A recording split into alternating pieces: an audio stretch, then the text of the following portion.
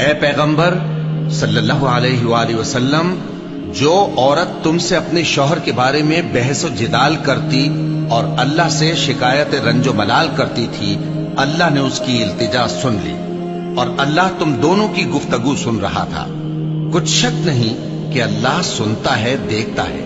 جو لوگ تم میں سے اپنی عورتوں کو ماں کہہ دیتے ہیں وہ ان کی مائیں نہیں ہو جاتی، ان کی مائیں تو وہی ہیں جن کے بدن سے وہ پیدا ہوئے۔ بے شک وہ نامعقول اور جھوٹی بات کہتے ہیں، اور اللہ بڑا معاف کرنے والا ہے، بخشنے والا ہے۔ اور جو لوگ اپنی بیویوں کو ماں کہہ بیٹھیں پھر اپنے قول سے رجوع کر لیں تو ان کو قربت سے پہلے ایک غلام آزاد کرنا ضرور ہے۔ مومنو، اس حکم سے تم کو نصیحت کی جاتی ہے اور جو کچھ تم کرتے ہو اللہ اس سے خبردار ہے۔ اب جس کو غلام نہ ملے وہ قربت سے پہلے لگاتار 2 مہینے کے روزے رکھے، پھر جس کو اس کا بھی مقدور نہ ہو اسے 60 محتاجوں کو کھانا کھلانا چاہیے۔ یہ حکم اس لیے ہے کہ تم اللہ اور اس کے رسول کے فرما بردار ہو جاؤ، اور یہ اللہ کی حدیں ہیں۔ ابھی ہیں اوس بن صامت، انہوں نے اپنی بیوی کو طلاق دے دی۔ ایک طلاق تھی جاہلیت کی جس میں یوں کہا جاتا تھا تو میری ماں کی طرح ہے، تو اس پر طلاق ہوتی تھی جاہلیت میں۔ ایسی طلاق کہ کبھی دوبارہ نکاح نہیں ہو سکتا، کہیں اور نکاح ہو کے طلاق ہو کے بھی نہیں ہو سکتا، یہ ایسی طلاق تھی۔ وہ آئیں دوڑی دوڑی اللہ کے نبی کے پاس، رسول اللہ، حضرت عائشہ کنگھی کر رہی تھی، یا رسول اللہ میرے خامن نے مجھے کہہ دیا تو میری ماں کی طرح ہے، اب کیا ہوگا؟ تو چونکہ شرعی حکم موجود نہیں تھا، آپ نے رواج پر فرمایا خولا، طلاق ہو گئی۔ یا رسول اللہ آپ نظر ثانی فرمائیں، انہو ابو ولدی وحب الناس الی، وہ میرے بچوں کا باپ، ہماری آپس میں بہت محبت ہے، اس نے غصے میں کہہ دیا ہے۔ تو آپ نے کہا حرمت علیہ خولا، طلاق ہو گئی۔ ان کا یا رسول اللہ اکل مالی وافنا شبابی ونثرت له بطنی وتفرق اہلی، یا رسول اللہ میرا بڑھاپا آ چکا ہے، میرے ماں باپ مر چکے ہیں، میرے چھوٹے چھوٹے بچے ہیں، میری جوانی ختم ہو چکی ہے، مال میرے پاس کوئی نہیں، اگر یہ طلاق ہوتی تو میں کہاں بیٹھوں، مجھے کون سہارا دے؟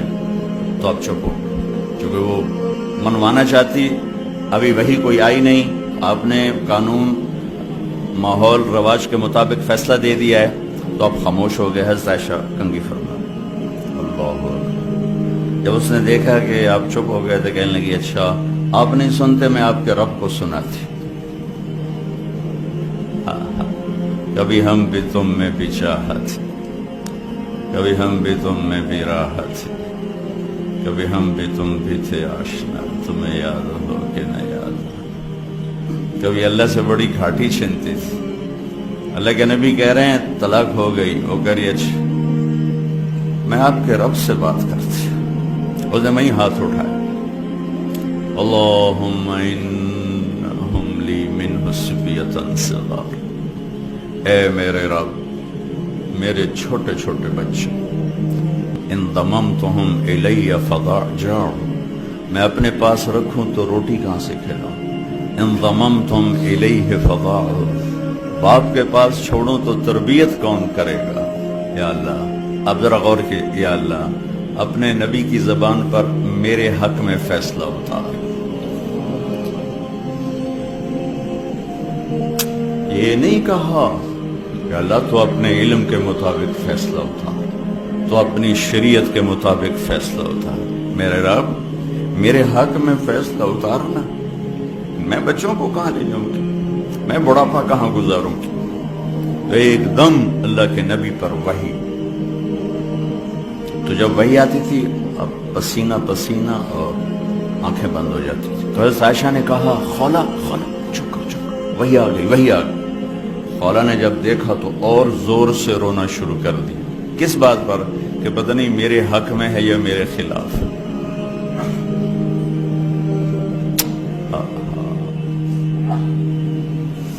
جب وحی ختم ہوئی تو آپ نے پسینہ پہنچا اور مسکراتے ہوئے فرمایا خولا تجھے مبارک ہو، اللہ نے تیرے حق میں فیصلہ دے دیا۔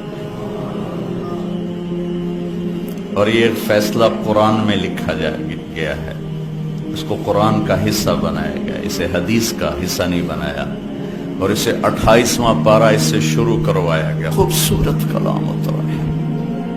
28واں پارہ سورہ مجادلہ، نام ہی مجادلہ رکھا، مجادلہ، جھگڑا کرنے والی عورت، جھگڑا کرنے والی، اللہ کے نبی سے جھگڑا، نام ہی مجادلہ ہے۔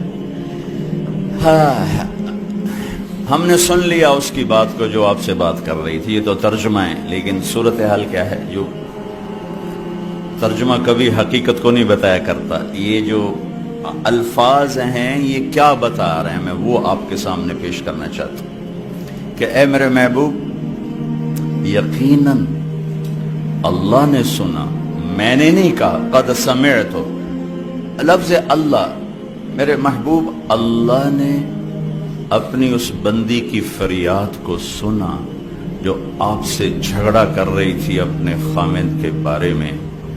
آپ انکار کر رہے تھے، وہ اقرار کروا رہی تھی، اور اس عدالت میں میں بھی موجود تھا، اور میں نے یہ فیصلہ اپنی بندی کے حق میں کر دیا، اور اس طلاق کو ختم کر دیا، اور اس کا جرمانہ رکھ دیا کہ غلام آزاد کرے، اور بیوی حلال ہو گئی، یا مسکینوں کو کھانا کھلائے یا روزے رکھے، بیوی حلال ہو گئی۔